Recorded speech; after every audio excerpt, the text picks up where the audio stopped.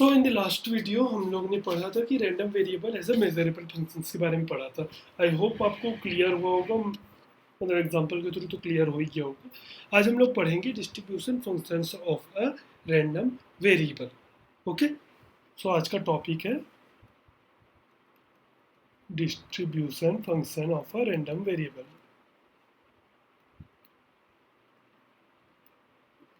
Of a random variable. So क्या होता है ये distribution function? So a distribution function of a random variable is a function that describe the probability distribution of that variable. It provides the probability of the random variable taking values at a different interval or well as for a specific values. Okay, so simply क्या है, एक function है जो कि क्या है probabilities का बताता है कि उस पर्टिकुलर वेरिएबल पे हमारा प्रोबेबिलिटी क्या होगा। सपोज हमने क्या किया, डाइस को रोल किया, ठीक है, डाइस को रोल किया तो हमारे पास हो जाएगा सपोज 1 2 3 4 5 6। तो ये डिस्ट्रीब्यूशन हमको कैसे दिखेगा? हमको पता है कि अगर हम लोग का जो डाइस है वो बायस नहीं है, मतलब प्रॉपरली है, तो उसका वैल्यू हमेशा 1/6 प्रोबेबिलिटी आएगा। ओके, सो हमारा डिस्ट्रीब्यूशन कैसा दिखेगा? ऐसा कुछ डिस्ट्रीब्यूशन दिखेगा हमको। ओ वेट अ सेकेंड, ये नहीं, हमारा डिस्ट्रीब्यूशन ऐसा रहेगा। मतलब कि 1 के लिए भी 1/6 रहेगा, 2 के लिए भी 1/6, 3 के लिए भी 1/6, 4 के लिए भी 1/6, 5 के लिए भी 1/6, 6 के लिए भी 1/6। तो ये हमारा क्या हो गया, डिस्ट्रीब्यूशन हो गया। और इसी को जो डिफाइन करता है वो डिस्ट्रीब्यूशन फंक्शंस हो गए।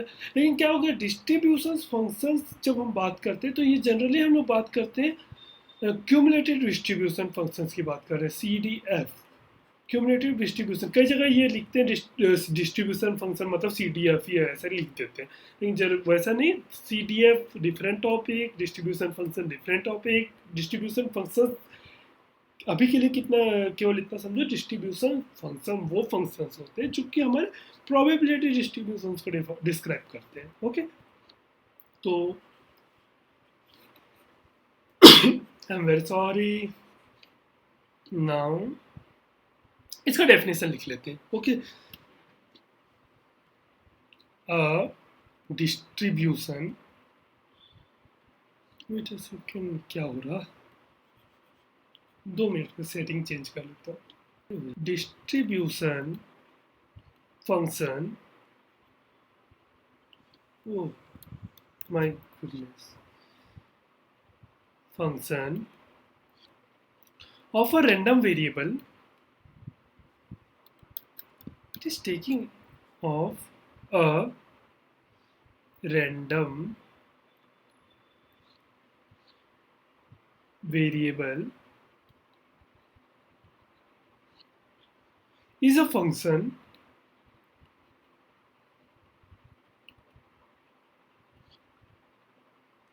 that describe the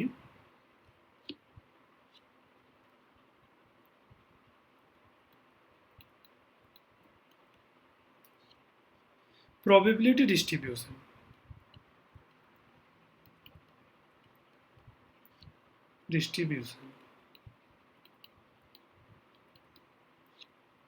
of the variable.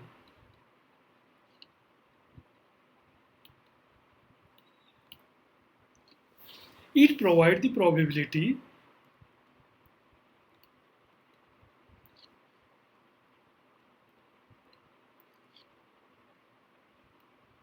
of the random variable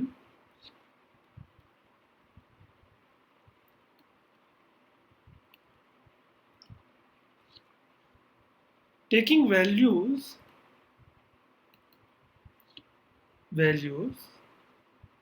at different interval, or or in, you can write in different interval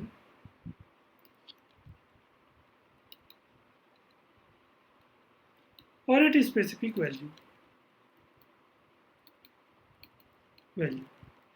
suppose हमको प्रोबेबिलिटी मतलब हमको डिस्ट्रीब्यूशन चाहिए केवल 3 पे, या फिर हमको चाहिए केवल 1 पे, हमको चाहिए 2 पे, तो उसके केस के लिए हम लोग स्पेसिफिक वैल्यूज पे हम लोग प्रोबेबिलिटी को दे देते हैं। ओके,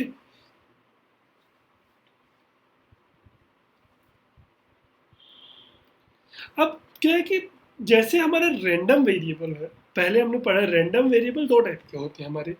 एक होता है एक डिस्क्रीट वेरिएबल, एक होता है हमारा continuous variable. Okay, so there are two types of random variable. There are two types of what is happening of random variable। ये ऑटोमेटिक शेप ले रहा है कुछ कुछ को, मुझे थोड़ा सा ध्यान देना पड़ेगा उसको। पहला होता है हमारा डिस्क्रीट, डिस्क्रीट, और दूसरा होता है हमारा कंटिन्यूअस, कंटिन्यूअस। ओके, तो डिस्क्रीट के केस में क्या हो जाता है, जैसे कि हमने रोलिंग अ डाइस की बात की थी, ठीक है, जिसका वैल्यू क्या आएगा 1 2 3 4 5 और 6। हमको पता है इंटरमीडिएट वैल्यू नहीं आएगा, जब भी हम डाइस को रोल करेंगे कभी भी 3.5 या फिर 4.5 या फिर 5.5 ऐसा नहीं आने वाला, राइट। तो इसमें क्या होता है कि यूनिक वैल्यूज होते हैं। ओके, कंटिन्यूअस के केस में सपोज हमने हाइट ले लिया, किसी की हाइट हो गई 168 सेंटीमीटर, किसी की हाइट हो जाएगी 168.08 सेंटीमीटर, किसी की हाइट हो जाएगी 168.009 सेंटीमीटर, ठीक है। 168 पे कितने वेरिएशंस दिख गए, तो मतलब कि क्या होगा कि सपोज हम लोग बात करते हैं 168 सेंटीमीटर और 169 सेंटीमीटर के बीच कितने वैल्यूज हैं, हमको नहीं पता भाई, कुछ भी हो सकता है, राइट। 168.001 002 ऐसा बहुत सारे हो सकते हैं, राइट। सो इसी को बोलते हैं हम लोग कंटिन्यूअस, मतलब कि बहुत सारे इनफाइनाइट वैल्यूज हो सकते हैं बीच में। बट इस केस में नहीं होगा, 4 और 5 के बीच में क्या है, डिस्क्रीट के केस में बीच में कुछ नहीं आने वाले। ओके, या तो 4 होगा या 5 होगा, बीच में 4.5 नहीं रहेगा। तो सबसे पहले, अब चूंकि रैंडम वेरिएबल दो टाइप के हैं, डिस्क्रीट और कंटिन्यूअस, तो हमारा जो डिस्ट्रीब्यूशन होगा, डिस्ट्रीब्यूशन फंक्शन, वो भी दो टाइप के होंगे, एक होंगे डिस्क्रीट के लिए, एक होंगे कंटिन्यूअस के लिए, ठीक है। तो सबसे पहले हम लोग डिस्क्रीट को अंडरस्टैंड करेंगे, थोड़ा सा इजी होता है डिस्क्रीट को अंडरस्टैंड करना, तो इसीलिए पहले हम लोग डिस्क्रीट से स्टार्ट करते हैं। Okay, discrete type random variable के बारे में। ओके, और याद रखना ये टॉपिक बहुत ही इंपॉर्टेंट है, मीन्स ये पूरा distribution functions of random variable, ये कंप्लीट टॉपिक बहुत इंपॉर्टेंट है, क्योंकि इससे यूपीएससी डायरेक्ट क्वेश्चन पूछ चुका है आईएफओएस के एग्जाम्स में। इनफैक्ट इसने, आई थिंक यूपीएससी के क्वेश्चंस में भी मैंने देखा कि इससे एक क्वेश्चन आता है। लास्ट टाइम इससे आई थिंक 10 मार्क्स के क्वेश्चन थे, और बहुत ही ईजी क्वेश्चन आते, डायरेक्ट क्वेश्चन, मीन्स इस पर्टिकुलर इंटरवल में प्रोबेबिलिटी क्या होगी, ये डायरेक्ट क्वेश्चन, मुश्किल से मुश्किल 2 मिनट या फिर 10 मिनट के अंदर आप उस क्वेश्चन को इजीली, मतलब 1 2 3 ऐसा रहता है, पार्ट्स में डिवाइडेड रहता है, आप इजीली उस क्वेश्चन को 10 मिनट के अंदर कंप्लीट सॉल्व कर सकते हो। ये फुल स्कोरिंग रहता है और डायरेक्ट आंसर आते हैं, तो कोई सब्जेक्टिव की तो बात रहती नहीं। ओके, सो आगे कंटिन्यू करता हूँ मैं, इसीलिए बोल रहा हूँ इस टॉपिक को सीरियसली लो, ये टॉपिक थोड़ा इंपॉर्टेंट हो जाता है। प्रीवियस टॉपिक्स तो मैं बोलता हूँ कि उतना नहीं है, समझने के लिए जरूरी है, लेकिन ये टॉपिक इंपॉर्टेंट है, डायरेक्ट क्वेश्चन आते हैं। ओके, सो पहला है डिस्क्रीट टाइप, डिस्क्रीट टाइप, ये पी को बार बार चेंज क्यों कर रहा है, discrete type random variable.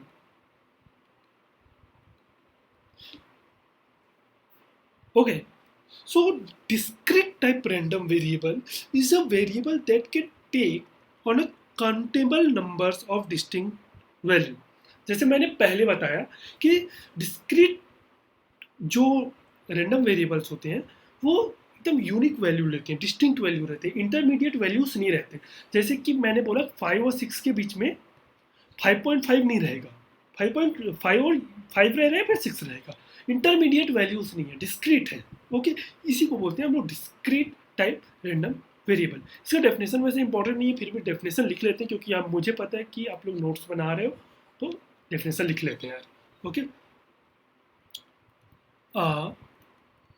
Discrete type, I don't know what is going on, मैं थोड़ा सा चेंज करता हूँ। इनहेंस इंक शेप, इसको थोड़ा सा बंद कर दे क्या?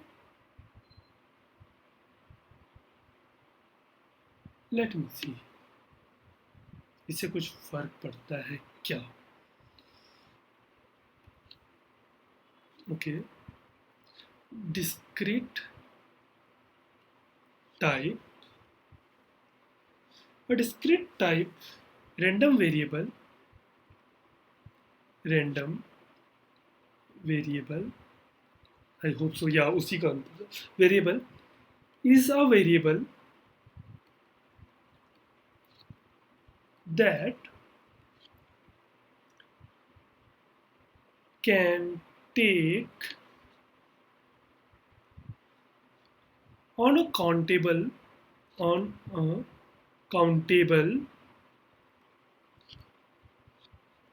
number of distinct value, number of distinct value in value। जहाँ मैंने पहले बताया 168 सेंटीमीटर 169 सेंटीमीटर के बीच में इनफाइनाइट वैल्यू होते हैं कंटिन्यूअस के केस में, लेकिन डिस्टिंक्ट के केस में क्या रहेगा? Countable number of distinct value. This value are generally integer, these values are usually integer।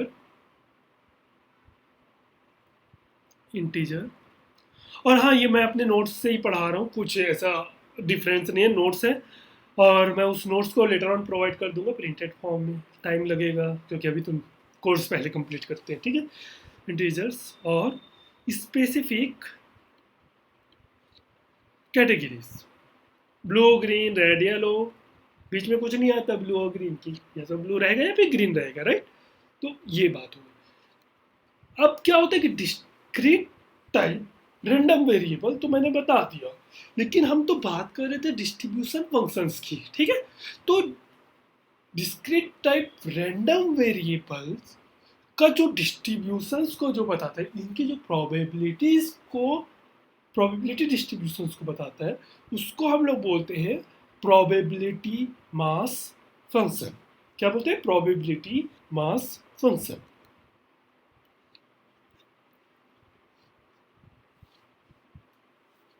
तो इसी को लिख लेता हूं यहां पर, probability mass function. So the probability mass function, जैसे बताया मैंने, इसको शॉर्टकट में पीएमएफ भी कई जगह लिख लेते हैं, पीएमएफ शॉर्टकट में लिख सकते हैं हम लोग, कोई दिक्कत नहीं। The probability mass function is the function that gives the probability that a discrete random variable takes at a particular value। ठीक है, जैसे कि सपोज करते डाइस, डाइस थ्रो किया, डाइस का मैंने तुमको बताया 1 2 3 4 5 6 में प्रोबेबिलिटी पूछा है, तो 6 पे 6 की प्रोबेबिलिटी, 6 आने की प्रोबेबिलिटी क्या है? तो वो जो फंक्शन है उसके थ्रू हम बता सकते हैं कि 6 आने की प्रोबेबिलिटी क्या है, 1/6। ओके, सो यही है प्रोबेबिलिटी मास फंक्शन। इसका डेफिनेशन लिख लेते हैं। The probability mass function, PMF लिख लो, पीएमएफ लिखते हैं। PMF is the function that gives the probability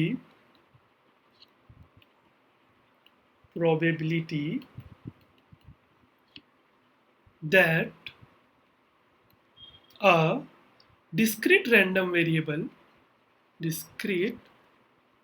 random variable takes at a particular value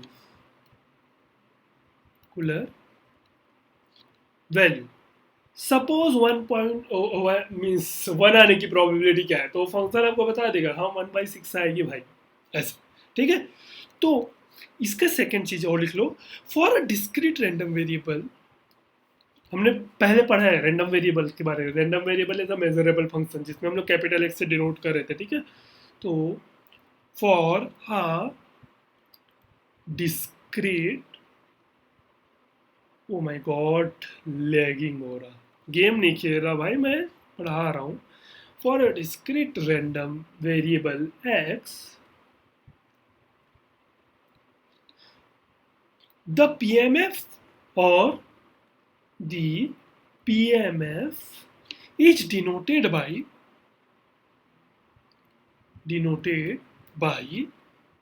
P of capital X small x। ठीक है, and it should satisfy, इसको satisfy करना होगा क्या, P of x equal to x should be greater than equal to 0। ठीक है, हमेशा हमको पता है प्रोबेबिलिटी 0 से ज़्यादा ही होती, 0 से कम नहीं होती, 0 या 0 से ज़्यादा रहेगी। ठीक है, ऐसा कभी आपने प्रोबेबिलिटी देखा जहाँ पर निगेटिव 0.6 आ रहा है, नहीं आएगा। ठीक है, तो ये कंडीशन होगा फॉर ऑल एक्स। अब अगला प्रॉपर्टीज होना चाहिए, the sum of all the probability, the sum of all probability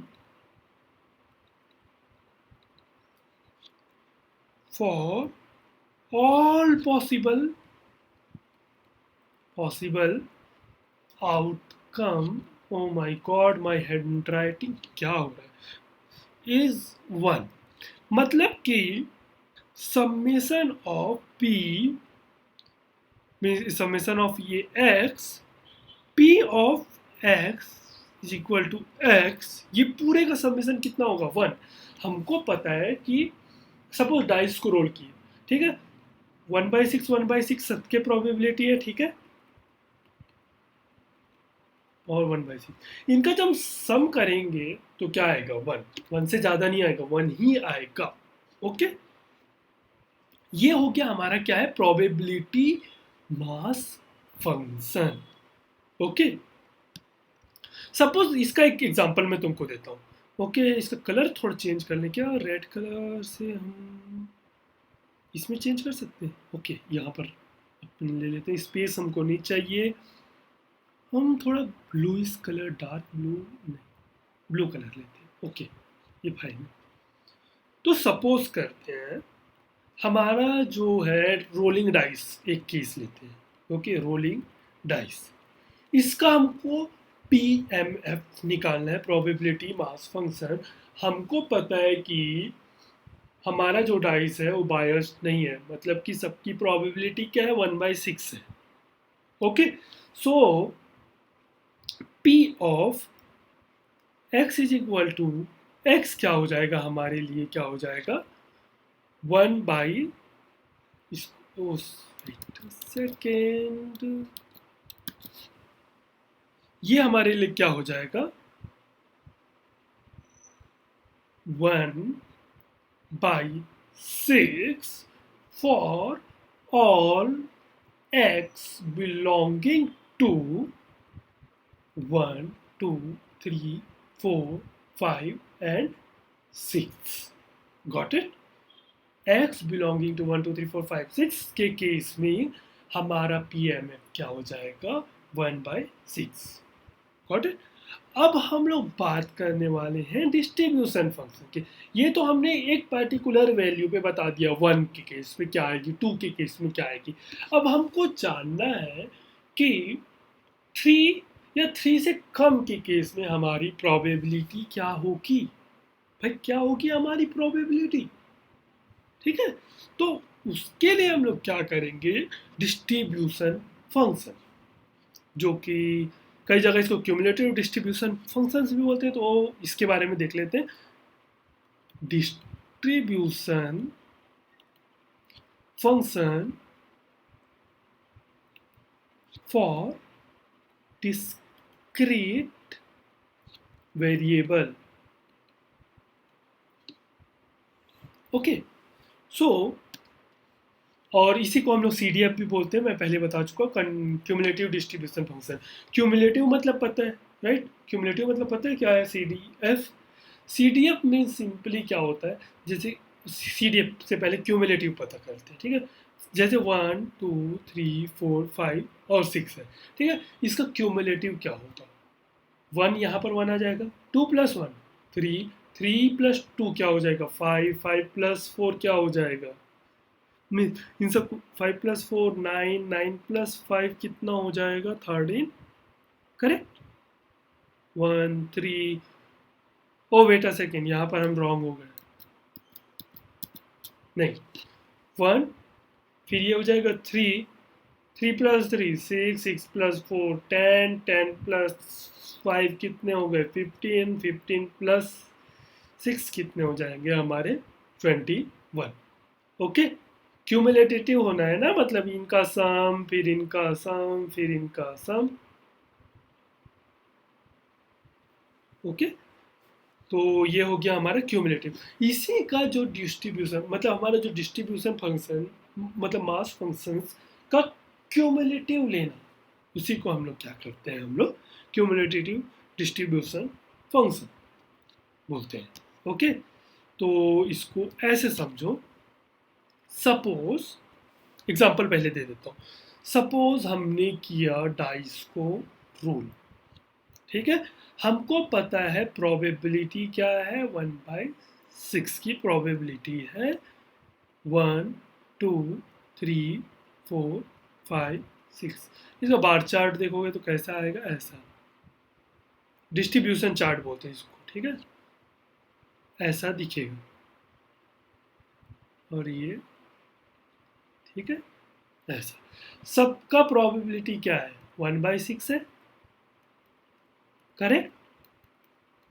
अब इसका हमको क्यूमुलेटिव निकालना है, ठीक है? क्यूमुलेटिव निकालने के लिए क्या करेंगे आप बताओ मुझे। क्यूमुलेटिव 1 पे क्या हो जाएगा? 1/6, ठीक है? इसको मैं थोड़ा सा यहाँ पर लिख देता हूँ। 1 पे क्या हो जाएगा? ये 1/6। अब हमारा 2 आया, ठीक है? 2 में क्या हो जाएगा? 1/6 + 1/6, क्यूमुलेटिव ऊपर का पूरा सम होते जाएगा, तो ये क्या हो जाएगा? 2/6 और क्या हो जाएगा? 1/3, ये हो जाएगा 1/3। ऐसा ही करते करते चलेंगे, ऊपर और ऊपर और ऊपर और ऊपर, ठीक है? ये हो जाएगा 3 के लिए, 4 के लिए, 5 के लिए और 6 के लिए, और टोटल सबका सम होते जाएगा, वो क्या हो जाएगा? 1, करेक्ट? तो ये जो है, ये हमारा क्या है? CDF, cumulative distribution function. तो अब सपोज किसी ने पूछा मेरा CDF 3 पे क्या होगा, ठीक है? CDF 3 पे क्या होगा? तो ये आ जाएगा CDF, ठीक है? तो इसमें क्या हो जाएगा? 1/6 + 1/6 + 1/6 विच इज इक्वल टू 3/6 और 1/2। तो CDF एट 3 क्या हो जाएगा? 1/2। Is that clear? ठीक है, तो इसी चीज को, ये जो मैंने समझाया, इसी चीज को हम लोग थोड़ा सा थ्योरी में लिख लेते हैं। Okay, the CDF cumulative distribution function, इसको कंटिन्यूअस डिस्ट्रीब्यूशन फंक्शन से कंफ्यूज मत होना, वो डिफरेंट होता है, CDF डिफरेंट होता है, ठीक है? Cumulative distribution function is defined as the probability as the probability that the random variable x, the random variable x takes a value less than और equal to X, small X की बात करें, okay. इसको हम लोग denote करते हैं F of x x P of X less than और इक्वल टू एक्स। इसी को सिंप्लीफाइड फॉर्म में कई जगह लिखा रहता है, for a discrete random variable the C D F is calculated as this sum of कर देते हैं, ओके।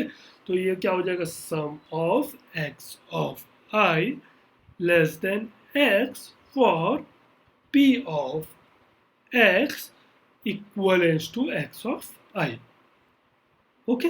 सम अप होगा, समेशन होते जाएगा, ठीक है। सेम चीज यहाँ पर हम लोग समेशन किए, जैसे कि हमको 3 पे निकालना है, ठीक है। तो 3 पे निकालने के लिए क्या करेंगे, समेशन करेंगे 1 का, 2 का, 3 का, ठीक है। 4 में निकालने के लिए क्या करेंगे, 1 का, 2 का, 3 का एंड 4 का कर देंगे समेशन, ठीक है। अब इसी का हम लोग थोड़ा सा प्रॉपर्टीज समझ लेते हैं, properties of C D F for a discrete sorry discrete random variable. कोई यूनिक प्रॉपर्टीज नहीं है, सिंपल से प्रॉपर्टीज है, सेम प्रॉपर्टीज जो हम लोग प्रोबेबिलिटीज के केस में पढ़ते हैं, ठीक है। C D F for discrete random variable,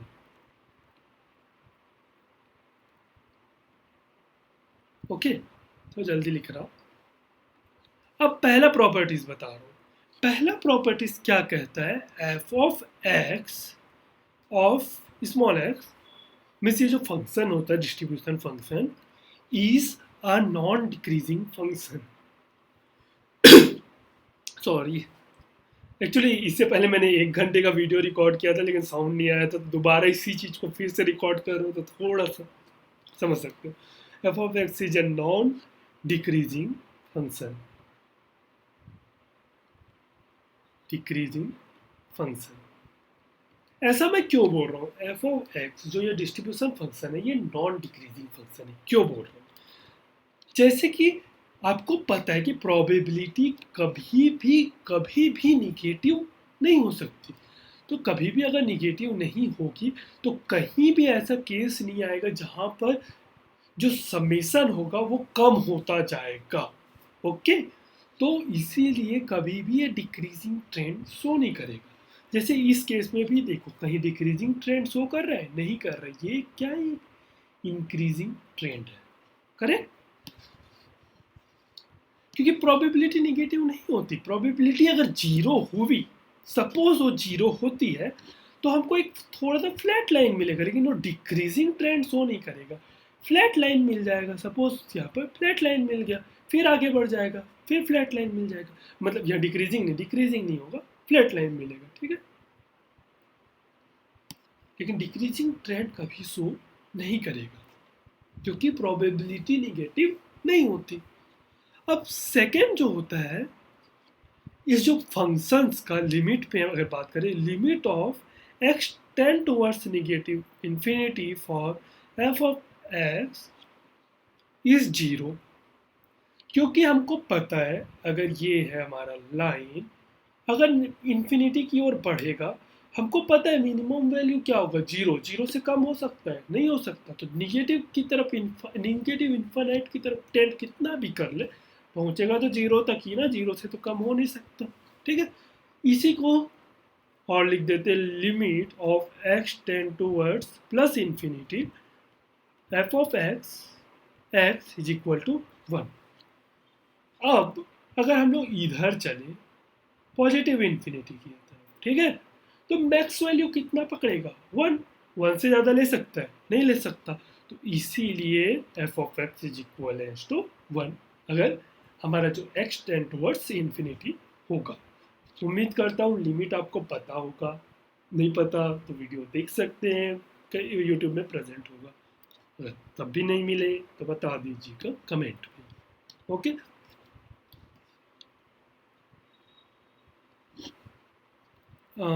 okay, अब हम लोग इसी पे एक एग्जांपल देख लेते हैं, ओके। एग्जांपल देखेंगे तो ये थोड़ा सा क्रिस्टल क्लियर हो जाएगा, example of PMF and CDF. ठीक है, दोनों की एग्जाम्पल देख लेते हैं। ये डिस्क्रीट के केस के लिए बोल रहा हूँ ना, अभी डिस्क्रीट ही पढ़ रहे हैं। ओके, राइटिंग गया तेल लेने। ठीक है, तो क्वेश्चन हमारा है for a random variable x, for a random variable x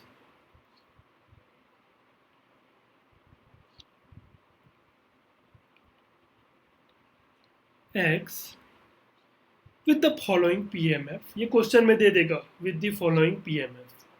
कुछ एक तो दिया ही रहेगा ना, पीएमएफ देगा या फिर सीडीएफ देगा। वो बोलेगा सीडीएफ के थ्रू पीएमएफ बताओ या फिर पीएमएफ के थ्रू सीडीएफ बताओ। ठीक है, तो पीएमएफ दिया हुआ है यहाँ पर, the following PMF. P of x is equal to 1 पे हमारा क्या है 0.2। P of x is equal to 2 पे हमारा क्या है 0.5। P of x is equal to 3 पे हमारा क्या है 0.3। कई बार ये पूछेगा कि ये पीएमएफ जो दिया हुआ है कि एक वैलिड पीएमएफ है कि नहीं। क्वेश्चन में कई बार यही पूछेगा पीएमएफ वैलिड है कि नहीं। पीएमएफ वैलिड कब होगा, जब उनका सम जो होगा क्यूमुलेटिव सम सीडीएफ, ये क्या होगा 1 होगा। ठीक है, मतलब क्यूमुलेटिव मतलब इसका जो क्यूमुलेटिव सम नहीं, मतलब एफ एफ एक्स नहीं, P of x, total P of x जो होगा वो क्या होगा 1। तो आप सिंपली क्या कर सकते हो उस समय जोड़ के देख लो इनको 0.0, ये इक्विवेलेंस टू 1 है, तो ये पीएमएफ करेक्ट है। कई बार क्या आता है कुछ वैल्यूज का पीएमएफ नहीं दिया रहेगा, तो ये लेस देन इक्वल टू होना चाहिए, तो भी हमारा वैलिड पीएमएफ है। कई बार क्या है एक्स इज इक्वल टू 4 का नहीं दिया है, वो आपको वैल्यू खुद से निकालना रहेगा, 1 माइनस करोगे तो आपको मिल जाएगा वैसे भी। ठीक है, तो सपोज ये हमारा पीएमएफ है। अब हमको इसका सीडीएफ निकालना है। ठीक है, तो इसका हम लोग सीडीएफ निकालते हैं। तो इस कई बार चलो यहाँ तो हमको क्या है ये डायरेक्टली दिया हुआ है। ठीक है, कई बार ये क्या दिया रहेगा, ये पी ऑफ एक्स दे दिया रहेगा और ऐसा कुछ देगा आपको। ठीक है, 0.2, 0.5, 0.3, और यहाँ पर दे दिया रहेगा एक्स इज इक्वल टू 1, 2 और ये 3, ऐसा भी दिया रहेगा। तो ज़रूरी नहीं है इसी फॉर्मेट में दिया है, इस फॉर्मेट में भी दिया जा सकता है, तो आपको उसको समझना है। ठीक है, अब हमको पूछा है इसका सीडीएफ निकालो। क्या बोला है सीडीएफ निकालो, तो हमको पता है सीडीएफ क्या हो, कैसे निकालते हैं। एफ ऑफ एक्स, सपोज हमको सीडीएफ निकालना है पे 1 पे।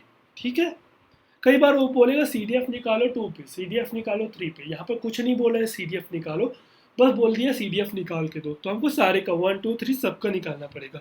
तो सीडीएफ ऑफ 1 क्या हो जाएगा, P of X less than और इक्वल टू 1। ओके, हमने यहाँ पर पहले पढ़ा हुआ है, यहाँ पर F of X P of X less than और इक्वल टू एक्स।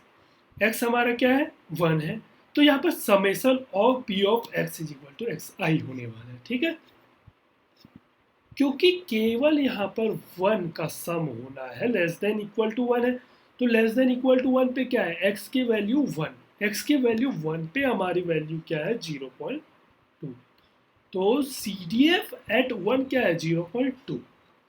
अब हम लोग बात करते हैं F of x is equivalence to 2, तो यहाँ पर हो जाएगा P of X less than और equal to 2, which is nothing but P of x is equal to 1 plus P of x is equal to 2, correct, which is nothing but 0.2 plus 0.5, correct, which is equivalent to 0.7। अब same case हम लोग बात करते हैं F of x is equal to 3, p of x less than equal to 3, which is nothing but p of x is equal to 1 plus p of x is equivalent to 2 plus p of x is equivalent to 3,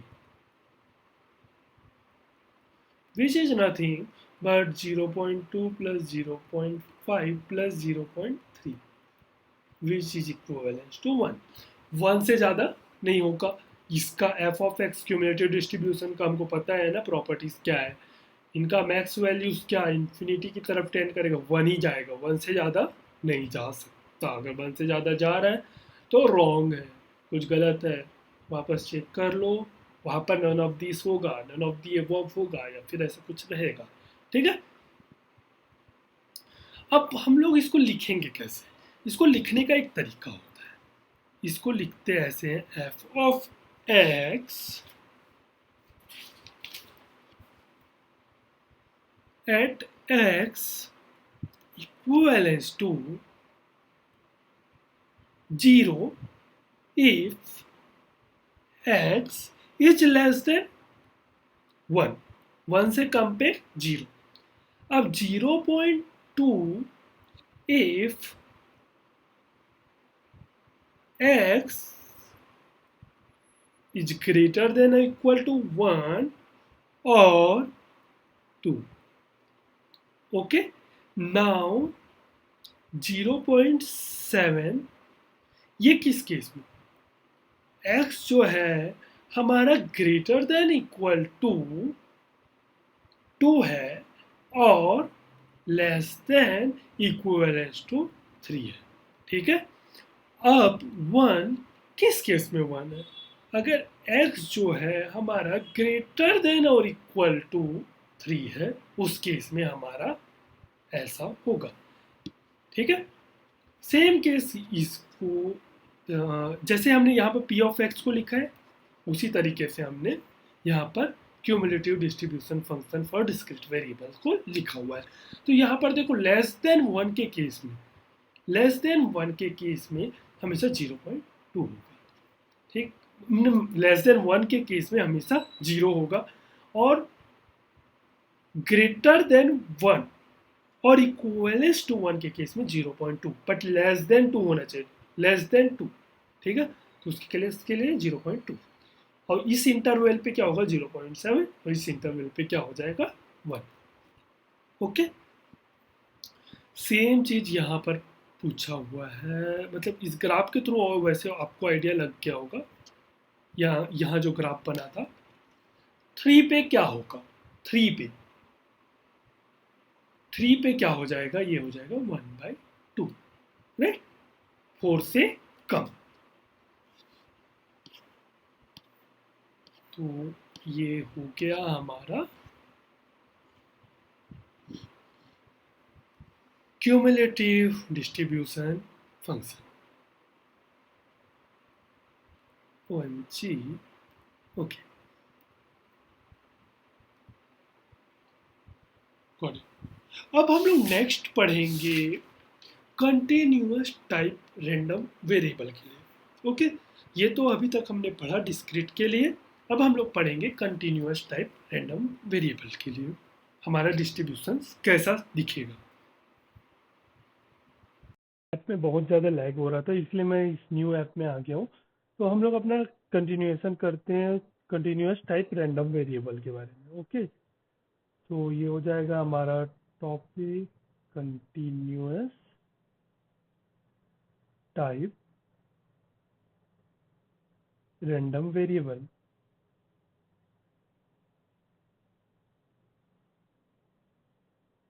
So a continuous type random variable is a variable that can take any value within a variable. That means it can take up any values within a given range or an interval. These values are typically real numbers and the set of possible value is uncountably infinite. हमने इसका एक example देखा था जहां पर मैंने आपको height के बारे में बताया था 168 सेंटीमीटर हो गया और 169 सेंटीमीटर. इसके बीच हमारा इनफाइनाइट वैल्यू आ सकता है, 168.01 हो सकता है, 168.02 हो सकता है, कुछ भी हो सकता है, राइट। तो इसके बीच में हमारा इनफाइनाइट 168.000001 भी हो सकता है, ठीक है। तो हम लोग इसको काउंट नहीं कर सकते कितने सारे वैल्यूज हैं इन दोनों इंटरवल के बीच में, तो इसीलिए इसको बोलते हैं हम लोग कंटिन्यूअस टाइप रैंडम वेरिएबल। तो इसको डेफिनेशन लिख लो, continuous random variable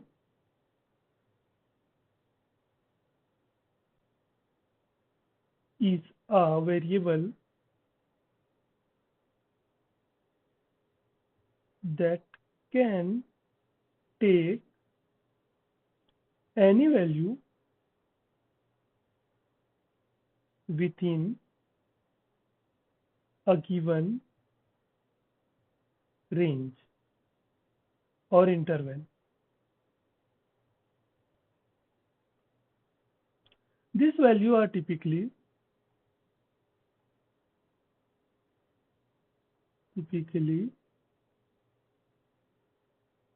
real number and the set of possible value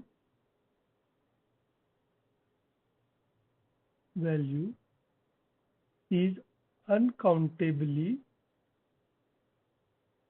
infinite.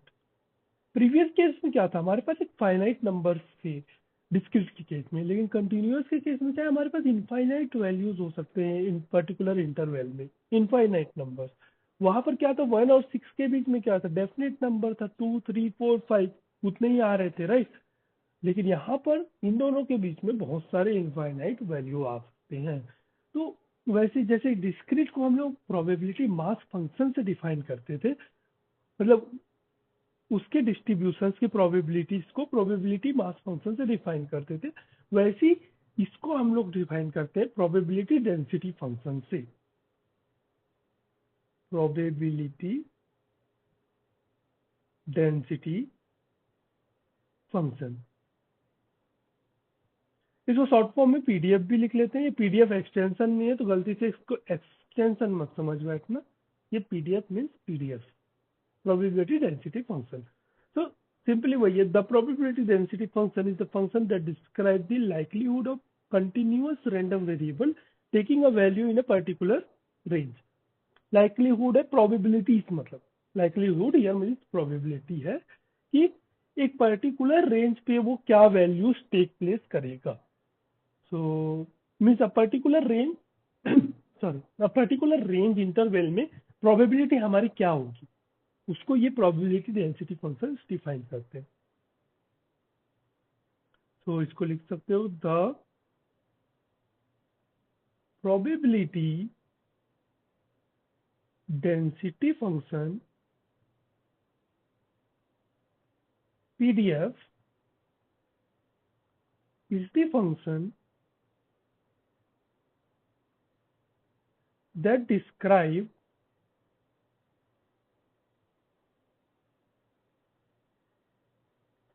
the likelihood of a continuous random variable taking a value in a particular range.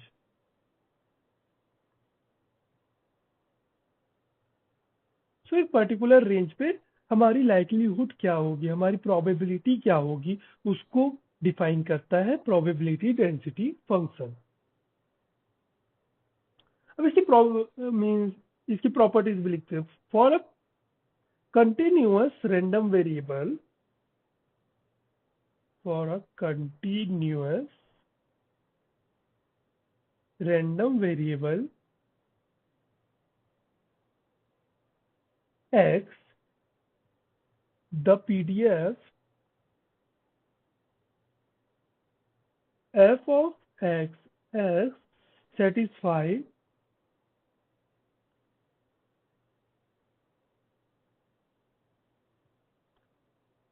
ये x में capital x है यहाँ पर, ओके, random variable के लिए x greater than equal to 0, ये तो हमको पता है, for all x. Same goes for discrete functions की वैल्यूज क्या होगी, ग्रेटर देन 0 और ग्रेटर देन और इक्वल टू 0 होगी, ठीक है। सेकेंड हो जाएगा the total area under the PDF curve is 1, और इसी को बोल सकते हैं integration of minus infinity to plus infinity f of x dx is always equals to 1। ये ग्राफ कैसे दिखता है, मैं तुमको एक डायग्राम बनाता हूँ। ये जैसे कि ये है, आपने बेल कर्व के बारे में सुना होगा, करेक्ट, ऐसा। तो इनका एरिया अंडर कर्व हमेशा देखना 1 होता है, ओके। ये हमारी प्रोबेबिलिटी डेंसिटी फंक्शंस को शो करते हैं, ओके। अब इनका हम लोग क्यूमुलेटिव डिस्ट्रीब्यूशन फंक्शंस देखते हैं, इसी का CDF of continuous variable, okay. So for a continuous random variable, the CDF is given by the integral of the PDF. Okay. CDF कैसे दिया जाएगा, उसके इंटीग्रेशन के थ्रू, क्योंकि हमको क्या एरिया पता करना है ना, एरिया पता करने के लिए हमको क्या चाहिए, इंटीग्रेशन, ठीक है। प्रीवियस केस में क्या कर रहे थे, समेशन कर रहे थे, क्योंकि हमारे डिस्क्रीट यूनिक वैल्यूज थे तो डायरेक्टली हम लोग उसको सम ऑफ कर रहे थे। और यहाँ पर क्या है कि पॉइंट कहीं भी वैल्यू आ सकती है, तो इसीलिए हम लोग क्या करते हैं, उसका एरिया निकालेंगे। जो ये एरिया है वही इसकी प्रोबेबिलिटी डेंसिटीज को शो करता है, प्रोबेबिलिटीज को शो करता है, ठीक है। तो इसी को लिखते, और ये कैसा दिखेगा ये बता दिया रहता हूँ पहले से ही।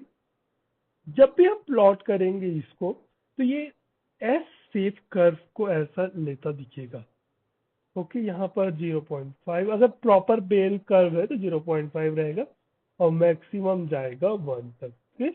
और जो इसका एरिया अंडर कर्व रहेगा उसकी वैल्यू भी 1 ही होगी, ओके। तो ये सीडीएफ ऑफ कंटिन्यूअस वेरिएबल। अब इसका हम लोग डेफिनेशन लिख लेते हैं। For a continuous random variable,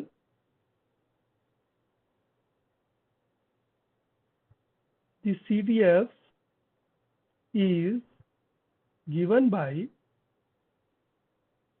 the integral of the PDF from minus infinity to x। यहाँ पर अगर हमको टोटल कंप्लीट का चाहिए तो ये जो x हो जाएगा प्लस इन्फिनिटी हो जाएगा। हमको पता है माइनस इन्फिनिटी, प्रोबेबिलिटी की मिनिमम वैल्यू क्या होगी, 0। प्रोबेबिलिटी की मैक्सिमम वैल्यू कितनी जा सकती है, 1, इसीलिए माइनस इन्फिनिटी टू x लिख लेते, ओके। अब हम लोग इसको कैसे डिफाइन करते हैं, F of x is equal to P of X less than और equal to X. Same as हमारा डिस्क्रीट में भी हमने सेम लिखा था, probability of X less than equal to X. Instead of summation क्या हो जाएगा, यहां पर सिंपली आपका इंटीग्रेशन हो जाएगा, क्योंकि कंटिन्यूअस है तो इंटीग्रेट कर रहे हैं। F of x T D T. अब वैसी प्रॉपर्टीज ऑफ सीडीएफ लिख लेते हैं। Properties of CDF for continuous variable, okay. तो पहला प्रॉपर्टी अपना वही सेम प्रॉपर्टी चलेंगे। पहला प्रॉपर्टी हो जाएगा हमारा f of s is a non decreasing function. क्यों नॉन डिक्रीजिंग है, क्योंकि कहीं भी प्रोबेबिलिटी आपका निगेटिव नहीं होगा, ओके। इसीलिए ये एक नॉन डिक्रीजिंग फंक्शन है। Limit of x tend towards infinity, negative infinity, हमारा क्या हो जाएगा, सॉरी यहाँ पर निगेटिव इंफिनिटी क्या हो जाएगा, सेम 0। और थर्ड पॉइंट वही हो जाएगा, लिमिट ऑफ सेम जो कि हमारा डिस्क्रीट का है वही रहेगा, बस हम वहां पर समेशन कर रहे थे और यहाँ पर हम लोग क्या कर लेंगे, इंटीग्रेशन कर देंगे, सिंपल। इसका एक एग्जांपल देख लो, फिर उससे आइडिया लग जाएगा कि कैसे करना है। Example of PDF and CDF. Consider करो एक क्वेश्चन है, ठीक है। Consider a continuous random variable x with the following PDF।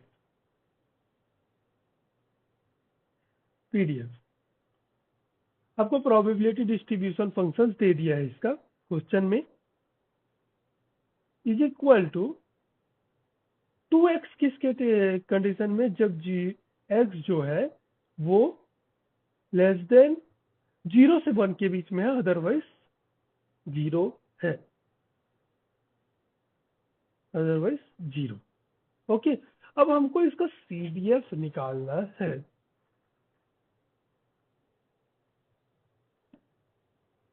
तो हमको पता है the CDF is the integral of the PDF, हमने पढ़ा the CDF is the integral of the PDF, correct.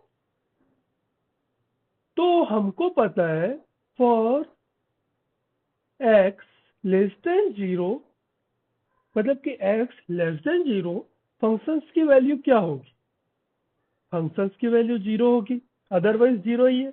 Okay, और फॉर x बिटवीन 0 एंड 1 हमारा functions के value क्या होगी, हमारी फंक्शंस की वैल्यू हो जाएगी f of x is equal to 0 से x, ये 2x है, इसको हम लोग ऐसे लिख सकते हैं 2t dt।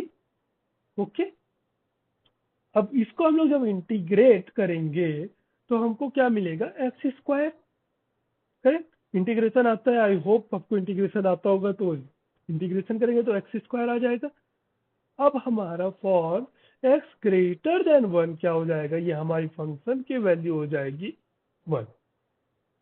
ओके, यहाँ टी क्यों लिखा है और कुछ क्यों नहीं लिखा, सिंपल है, फंक्शन एफ ऑफ एक्स है और यहाँ पर 2x है, तो इसको हम 2t लिख के dt। आप इसको ऐसे लिखो 2x dx, तो उसका भी क्या आएगा, इंटीग्रेशन के फॉर्म, और इसको अगर हम लोग u लिख रहे हैं तो ये एक्स स्क्वायर मतलब यू स्क्वायर हो जाएगा, राइट। तो सेम चीज है, कोई इंटीग्रेशन पता होगा तो आपको ये समझ आ गया होगा वैसे।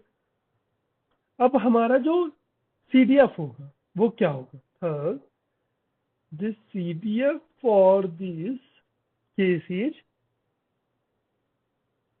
f of x 0, किस केस में 0 है, जब हमारा x लेस देन 0 है। हमारा एक्स स्क्वायर किस केस में, जब ये हमारा x less than equal to 1 है, 0 और 1 के बीच में है, मतलब 0 और 1 इंक्लूसिव है। और 1 किस केस में है, जब हमारा x ग्रेटर देन 1 है। तो ये जो है हमारा क्या हो गया, CDF हो जाएगा। ओके, अब हमारा क्वेश्चन आता है कि हमको CDF दिया है, तो वहां से हमको PDF कैसे निकालेंगे, प्रोबेबिलिटी डेंसिटी फंक्शंस कैसे निकालेंगे। तो जैसे CDF के लिए हमने इंटीग्रेशन किया था, वैसे ही हम PDF के लिए क्या कर सकते हैं, डिफरेंशिएशन कर सकते हैं। तो कांस्टेंट का डिफरेंशिएशन क्या आ जाएगा, 0, यहाँ पे 0 आ जाएगा, और 2x की जगह क्या हो जाएगा, मतलब एक्स स्क्वायर की जगह इसका डिफरेंशिएशन क्या हो जाएगा, 2x हो जाएगा। तो सिंपली इंटीग्रेट करके हम क्या कर सकते हैं, PDF से CDF में जाते हैं, वैसे डिफरेंशिएट करके हम क्या कर सकते हैं, CDF से PDF की ओर आते हैं। Okay,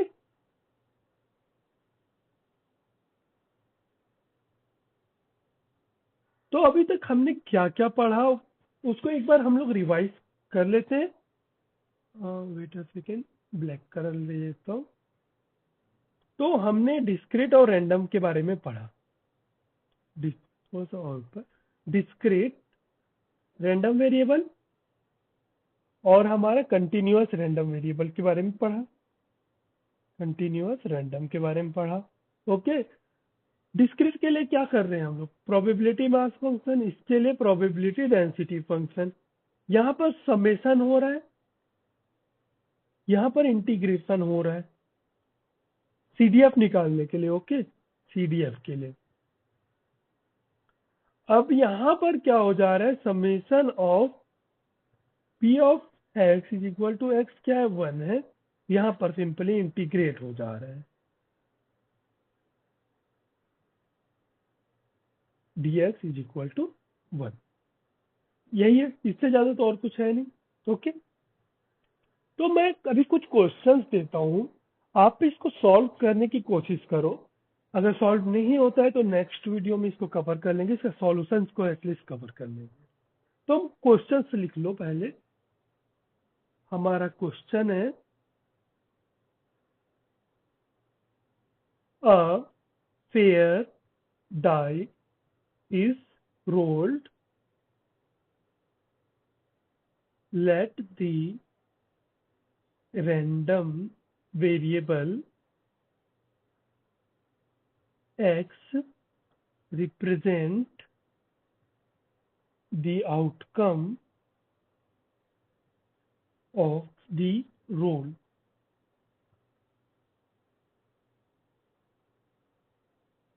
The possible outcome are 1, 2, 3, 4, 5 and 6। ये तो हमको पता है, इतने ही होंगे। तो इसका सब क्वेश्चन ऐसे हैं। Find the PNF of x और सेकेंड है calculate the CDF of x। यहाँ पर फेयर डाइस लिखा हुआ है तो इसको एक बार नोट कर लेना, ये बात याद रखना, फेयर डाइस की बात कर रहे हैं। ओके, ये पहला क्वेश्चन हो गया। अब इसको आपको देख के समझ आ रहा है कि ये डिस्क्रीट है कि रैंडम है। डिस्क्रीट है कि कंटिन्यूअस? बार बार मेरे मुंह से रैंडम निकल जा रहा है, लेकिन डिस्क्रीट है या फिर कंटिन्यूअस है, ये तुमको समझ आ जाना चाहिए। ठीक है, अब second question, let x be a continuous random variable. इसमें तो पहले ही बोल दिया कंटिन्यूअस रैंडम वेरिएबल है। विथ द फॉलोइंग पीडीएफ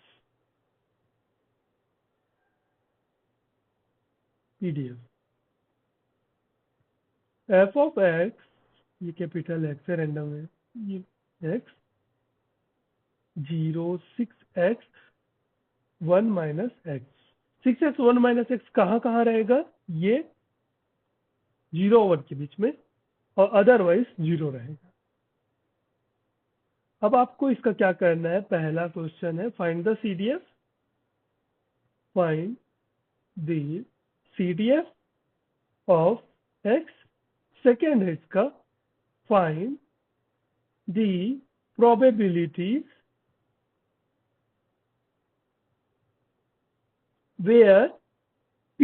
यहाँ पर हम लोग प्रोबेबिलिटी डिस्ट्रीब्यूशन फंक्शन की बात कर रहे हैं, प्रोबेबिलिटी डिस्ट्रीब्यूशन फंक्शन के इंटरवल की बात कर रहे हैं। ओके, 0.2, जहाँ पर हमारा रैंडम वेरिएबल 0.2 और 0.6 के बीच में लाई कर रहा है। ओके, सो ये है आपका क्वेश्चन, इसको सॉल्व करने की कोशिश करो, होगा तो बताना, नहीं हो रहा है तो फिर मैं इसको नेक्स्ट वीडियो में कवर कर दूंगा। ओके, तो मिलते हैं नेक्स्ट वीडियो में। Thank you, bye.